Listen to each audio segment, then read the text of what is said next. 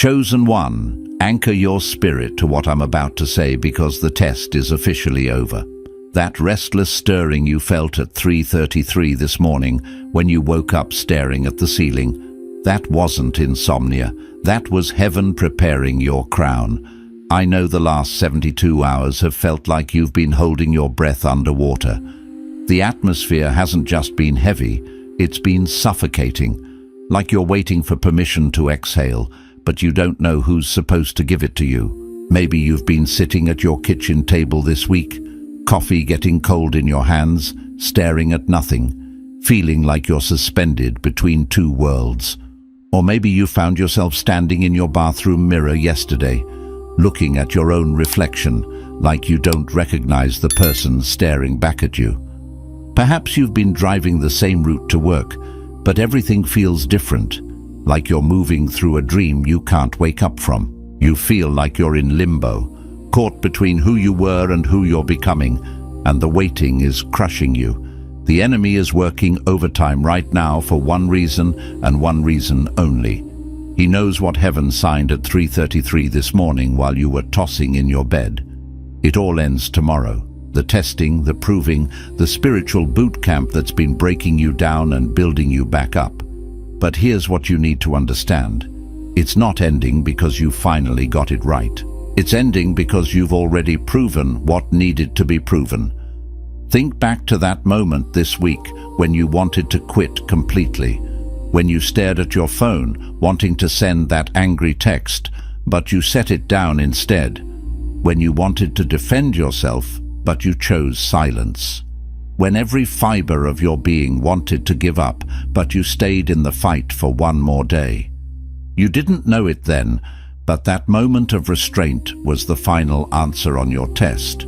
That specific choice to stay quiet when you wanted to scream was the act that moved heaven to crown you. You didn't fail the test by staying silent. You passed it. You did not stumble across this message by accident. YouTube's algorithm didn't deliver this to your feed. The Holy Spirit scheduled this divine appointment before the foundations of the earth were laid. You are sitting at the threshold of your coronation. Stay locked in until the final word of this message, because in the next few minutes, I'm going to read you the official verdict from Heaven's court that declares your testing season complete. I'm going to show you exactly which moment this week secured your promotion when you thought you were just surviving another day. And at the end, I'm going to give you the royal decree that seals your new identity and locks the door on who you used to be. Do not scroll past this. The version of you that's been praying for breakthrough is about to receive their answer. If you click away now, you leave before heaven delivers your crown.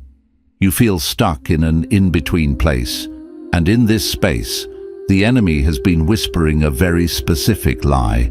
Listen to the voice in your head. He's telling you that you're delayed because you didn't fight back hard enough. He's replaying that moment when you walked away from the argument over and over in your mind. That moment when you refused to defend yourself because you were too exhausted to care anymore. The accuser is telling you that your silence was surrender. He's convincing you that because you didn't stand up for yourself, you've somehow disqualified yourself from the blessing that was coming. But I need you to hear what the scripture actually says about this moment. Isaiah 30:15 says, "In returning and rest shall ye be saved.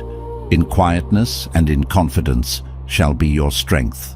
Listen to that promise. In quietness and confidence shall be your strength. The enemy wants you to believe that your silence was weakness. He wants you to think that walking away was defeat. But that is a deception. Your silence wasn't surrender. It was wisdom. Your refusal to engage wasn't fear. It was faith. The restlessness you feel isn't punishment for staying quiet. It's anticipation. It's your spirit recognizing that the season of testing is over and the season of reigning is about to begin. You think that moment when you chose peace over proving your point was a mistake. You think your decision to step back instead of step up was cowardice. But let me reframe your reality right now. That wasn't weakness. That was royalty. Kings don't argue with peasants.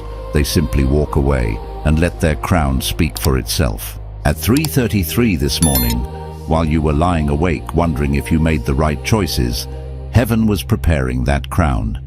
Your test is over, chosen one. Your coronation begins tomorrow. But here's what you need to understand about this moment you're in right now. That crushing weight you've been carrying isn't the universe punishing you for being quiet. It's a profound internal recalibration. It's your spirit recognizing with an undeniable clarity that you've been operating at a frequency that no longer matches the vibrant, expansive being you are swiftly becoming. Imagine trying to tune an exquisite, finely crafted instrument to a discordant, out-of-date melody. The dissonance is jarring, the strain palpable. That's the feeling you're experiencing. The old version of you, that fiercely protective, often defensive self, would have instinctively fought back. That version of you would have risen to every perceived challenge, armed with sharp words and unyielding justifications, eager to defend every nuance of every position, meticulously ensuring everyone around knew exactly where you stood, planted firmly in your earthly convictions. But that person, that old paradigm of self, is dead now. And in the sacred chambers of your soul, your spirit is engaged in a complex, bittersweet dance.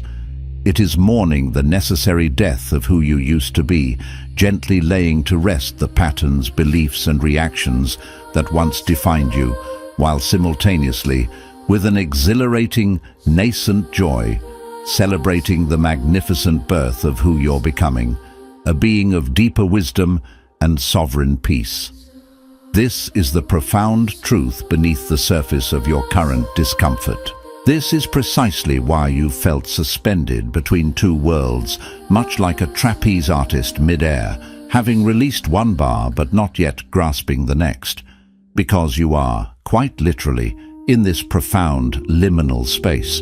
You're no longer the person who feels an insatiable need to prove their worth through exhaustive arguments, intellectual jousting, or relentless self-justification. That desperate striving for external validation has begun to recede. Yet, you're not yet fully, completely, and comfortably walking in the settled authority of someone who truly understands, with every fiber of their being, their inherent, God-given, intrinsic value. You are dwelling in the sacred space between death and resurrection, where the old self undergoes its final dissolution and the new divine self begins to stir and breathe. And yes, it feels intensely like suffocation, a deep, primal pressure against your very being, because transformation, in its most profound and authentic form, always does. It's the intense pressure within the chrysalis as the caterpillar dissolves to become the butterfly. It's the pushing and straining before a new life emerges into the light. It's the discomfort of your spiritual skin shedding, revealing the radiant new growth underneath. And this leads us to something most people miss entirely about divine transitions, a truth that often remains veiled until one is deep within the crucible of change. The enemy, that adversary of your soul's highest potential, doesn't typically attack you the hardest when you're failing, when you're adrift in despair or weakened by missteps. No, his most ferocious, targeted onslaughts come precisely when you are poised on the precipice of a monumental breakthrough, when heaven is about to open wide on your behalf. Think about the young shepherd boy David, called to greatness. The terrifying lion and the formidable bear, those savage beasts, didn't appear after he conquered Goliath. They came before Goliath. They were the testing grounds, the violent proving field that forged his courage and sharpened his skill, preparing him for the giant that would stand between him and his destiny. Consider the children of Israel fleeing Pharaoh's oppressive grip.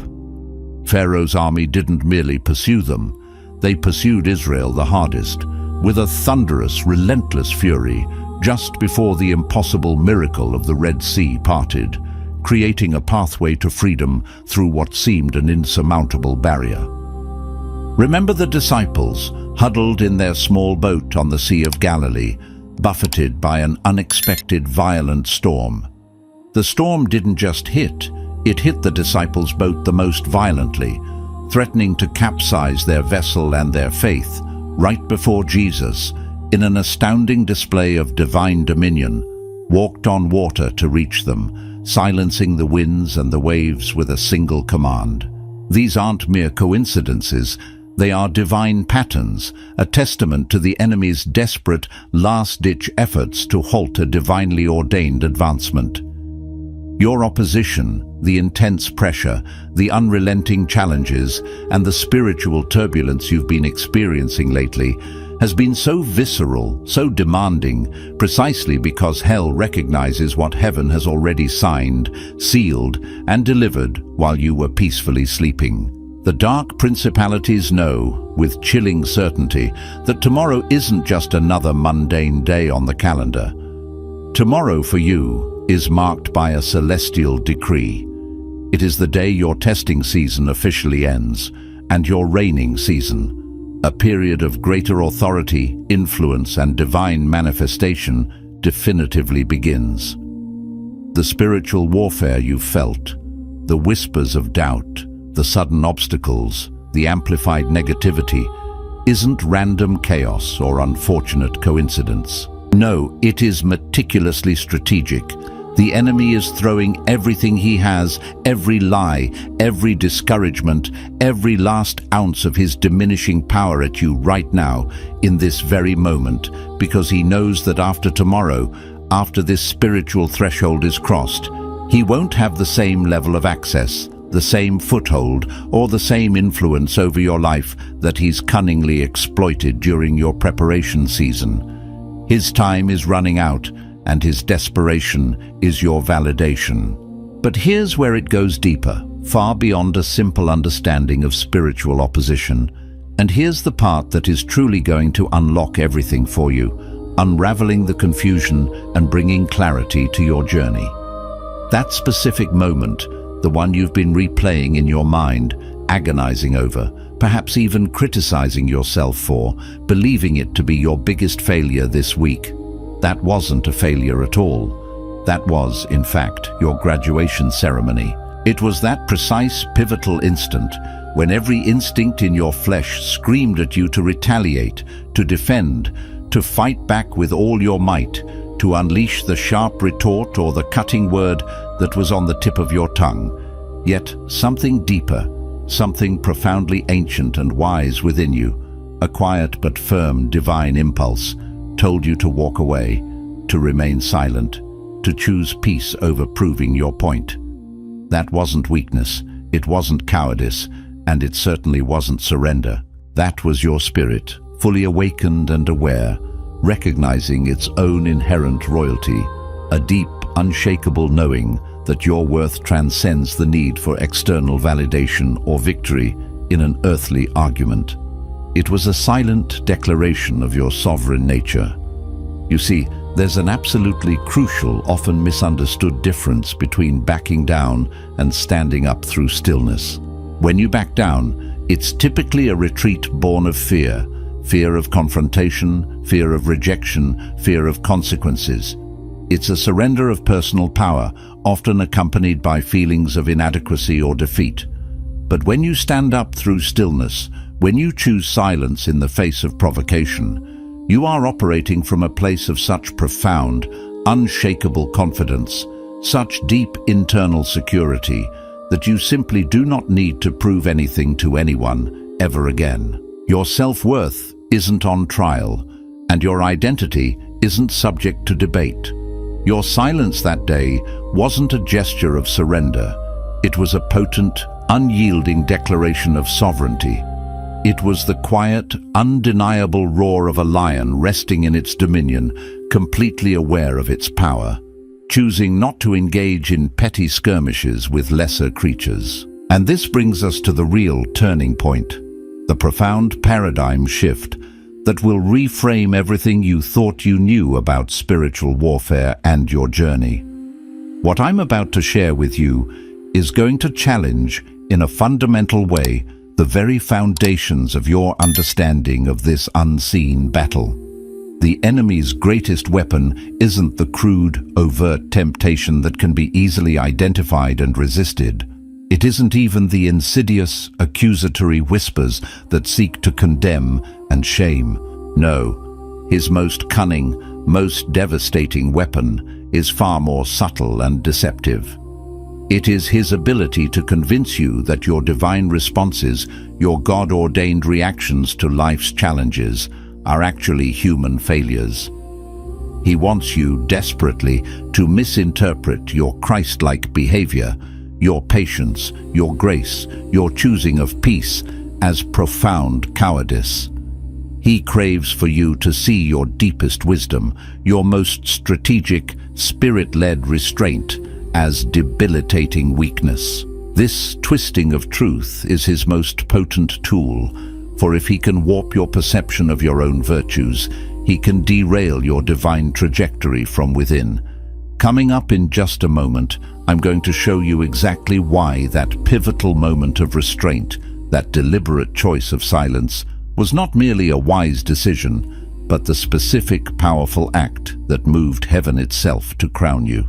But first, this foundational truth has to truly land deep within your spirit, settling firmly in your understanding.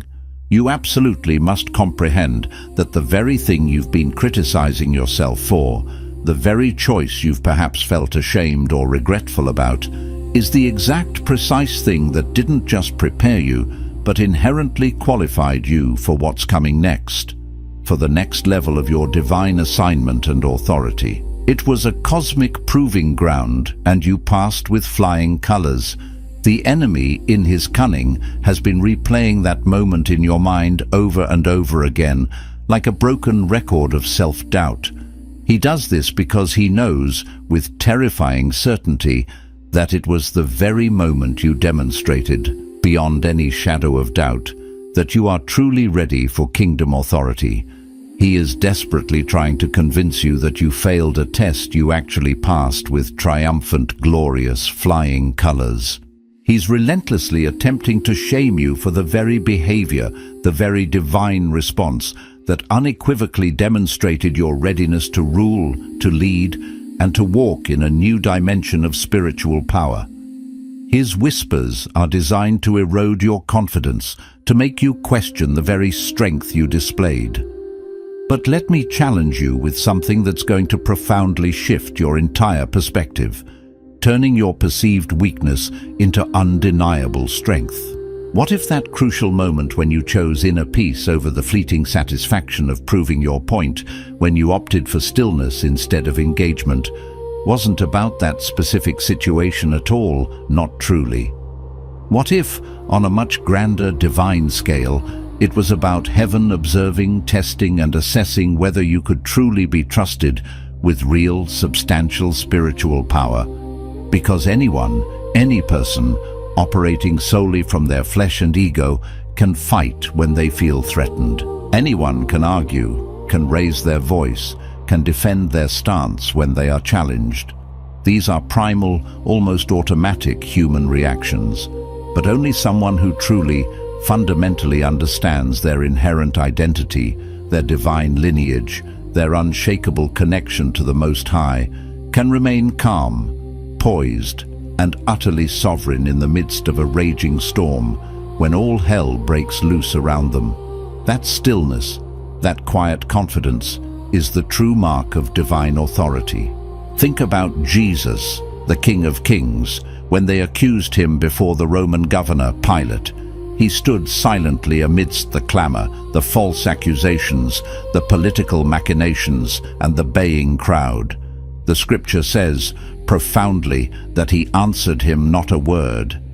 It wasn't because he was incapable of defending himself. He could have summoned legions of angels with a thought. It wasn't because he lacked the eloquence or the truth to dismantle every lie. It was because he knew, with absolute certainty, exactly who he was, a king, the Son of God.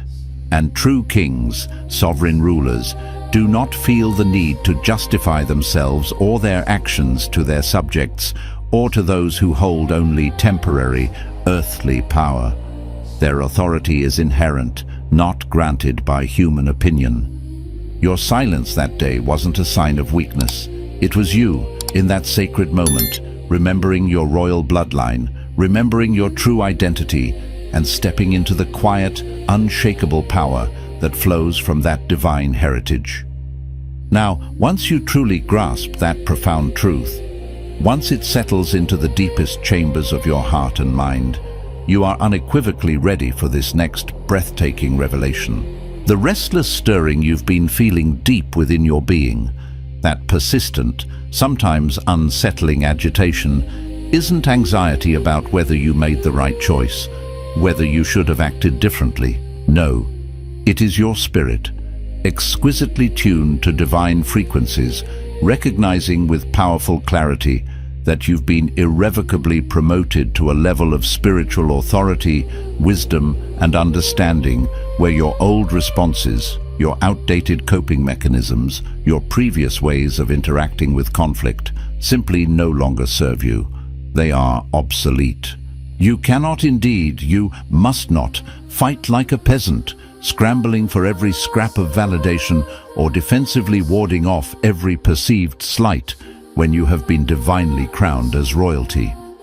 You cannot argue with the insecure, reactive fervor of someone constantly seeking to prove their worth when you have been undeniably established by heaven itself as someone who is inherently, unshakably secure in their divine identity and purpose. Your methods must align with your new status, and what's coming next will likely surprise you, perhaps even contradict what your earthly mind might expect, because the ways of the kingdom always do. That crushing weight you've been carrying, that pervasive sense of burden that has settled on your shoulders and in your heart, isn't the burden of making the wrong choice, of failing, or of a karmic debt.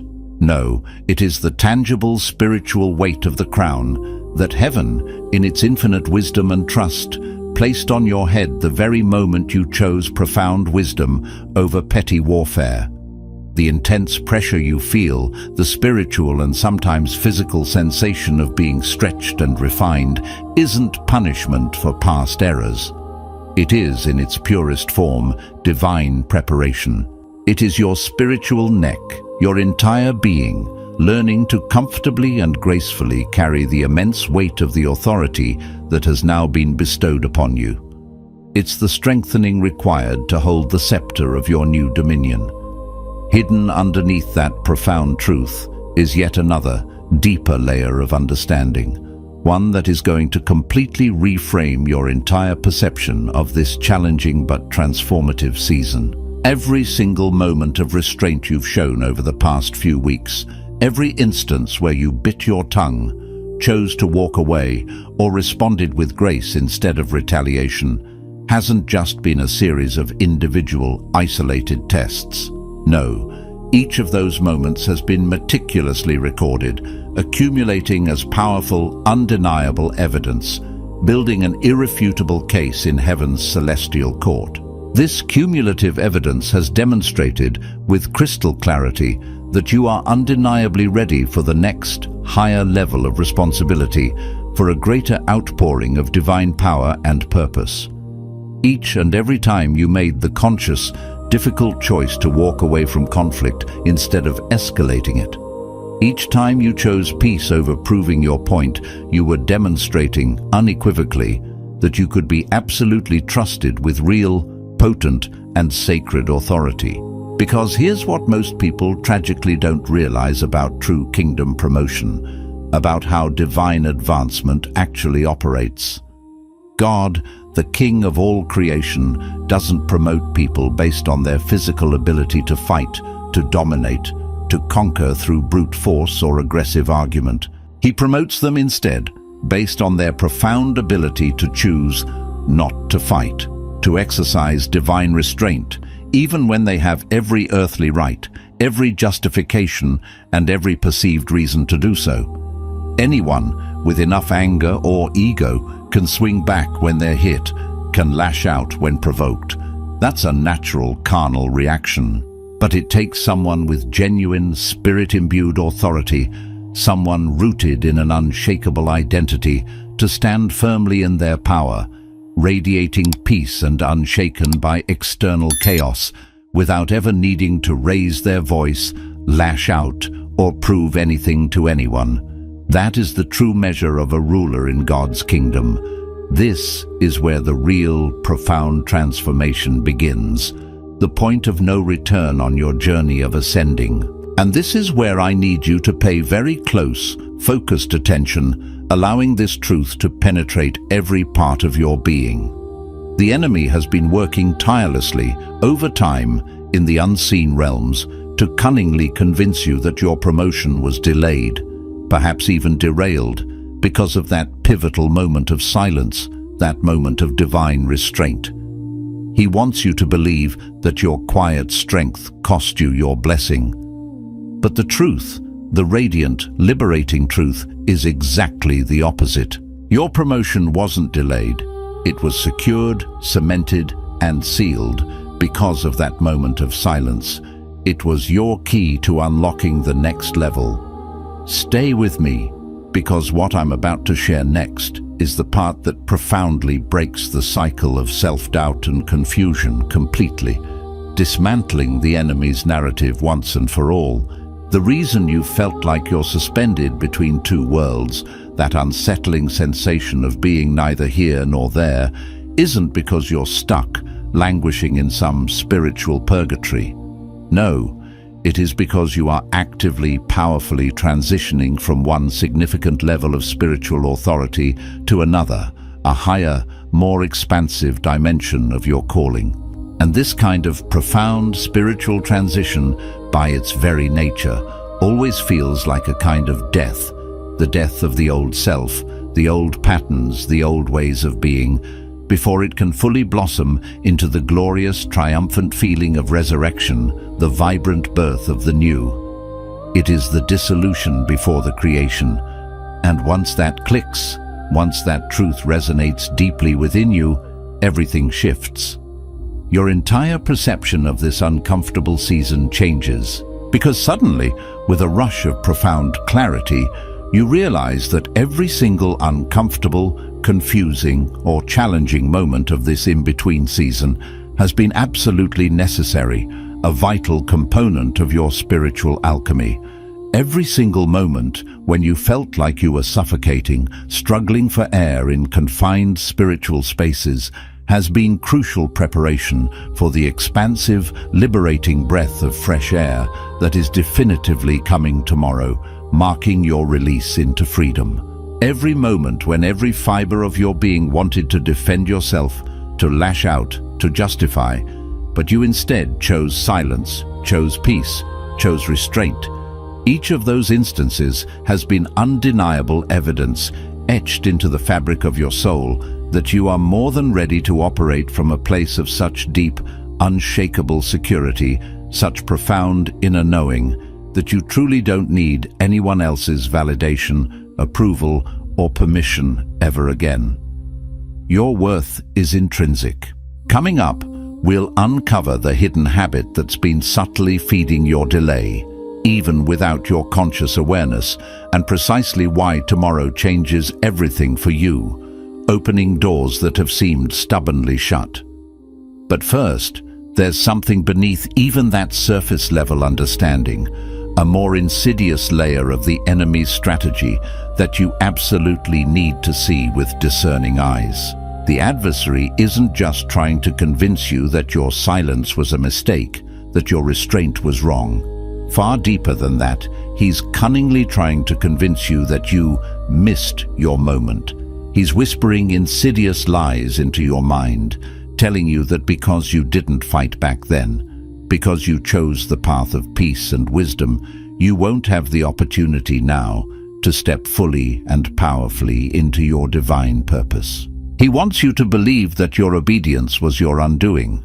But if you're truly honest with yourself, if you listen to the quiet, unwavering voice of your inner spirit, you know, deep in the very core of your being, that this is a profound lie. Deep in your spirit, in the sacred space where divine truth resides, you know that walking away, that act of conscious restraint, wasn't cowardice. No, it was an act of immense, profound courage. It took infinitely more strength, more self-mastery, more spiritual discipline to stay quiet, to hold your peace, than it would have taken to explode in righteous anger or unleash a torrent of justified words. It took exponentially more faith to trust God's ultimate defense, to believe in His sovereign justice, than it would have taken to vehemently defend yourself, attempting to control the narrative through your own limited power. Your quiet strength was a declaration of unwavering trust in a higher power, and just when you think you've truly got it, that you've grasped the full scope of this revelation, there's one more profound layer that needs to be peeled back, revealing an even deeper truth about your current experience. The real reason this season has felt so intensely suffocating, so utterly overwhelming at times, isn't because you're being punished for your past choices, for your perceived failures, or for any missteps. No, the truth is far more empowering and purposeful. It's because you are being meticulously prepared, honed, and refined for a level of authority, influence, and spiritual dominion that requires a completely different way of operating, a paradigm shift in your very mode of being. You simply cannot effectively rule a vast, glorious kingdom with the same survival mindset you once used to merely survive in the barren, restrictive conditions of exile. The old wineskins cannot hold the new wine. But wait, before you move forward and fully embrace the implications of this, you absolutely need to see this crucial truth with crystal clarity. The heaviness, the intense weight you've been carrying, that often feels like a crushing burden, isn't the weight of your mistakes, your shortcomings, or your past errors. It is instead the magnificent, weighty mantle of your divine assignment. It is your spirit, your entire being, actively adjusting, expanding, and strengthening itself to carry something far bigger, far more significant, and infinitely more impactful than anything you've ever been trusted with before. The pressure you feel, that internal and external squeezing, isn't evidence that you're not ready, that you're somehow inadequate for the task. On the contrary, it is undeniable evidence that you are being prepared, forged in the crucible of divine training, for something that requires you to be stronger, more resilient, and more deeply rooted in your identity than you have ever been in your entire life. This pressure is forging a diamond from coal. And here's the part that perhaps no one truly wants to hear, the truth that can be challenging to accept because it flies in the face of conventional wisdom. But it is the profound truth that will ultimately set you absolutely free. The reason your testing season, this period of intense spiritual refinement and challenge, is ending tomorrow isn't because you finally learn to fight better, to articulate your points more sharply, or to win every argument. It is, paradoxically and powerfully, because you have finally learned when not to fight at all. You have mastered the art of divine discernment and sovereign restraint. The kingdom of heaven, the spiritual realm in which you are now learning to operate, functions on completely different principles, an entirely different operating system than the kingdom of this world. In this earthly world, strength is often superficially measured by how hard you can hit back, how fiercely you can defend your territory, or how loudly you can assert your dominance. But in heaven's eternal kingdom, true strength, genuine spiritual power, is measured by how profoundly secure you are in your divine identity, how unshakable you are in your inner peace, that you have no need, absolutely no need, to hit back at all. Your power comes from within, not from external reaction. And yet, there's something beneath even that profound understanding, an even deeper, more subtle layer of truth that most people never truly discover, remaining perpetually caught in the enemy's traps. The adversary's real insidious strategy wasn't ultimately to make you fight, to engage in earthly arguments or conflicts. No, His true, deeper objective was to cunningly make you feel guilty, deeply ashamed, and profoundly insecure for not fighting, for choosing the path of wisdom and peace. He knew with cunning precision that if he could just convince you that your profound wisdom was actually a weakness, that your Christ-like restraint was cowardice, he could successfully keep you operating from a place of insecurity, self-doubt, and diminished self-worth, even after you had unequivocally demonstrated through your actions that you were more than ready for true kingdom authority. He seeks to undermine your perception of your own promotion, to keep you small even when you are meant to be mighty.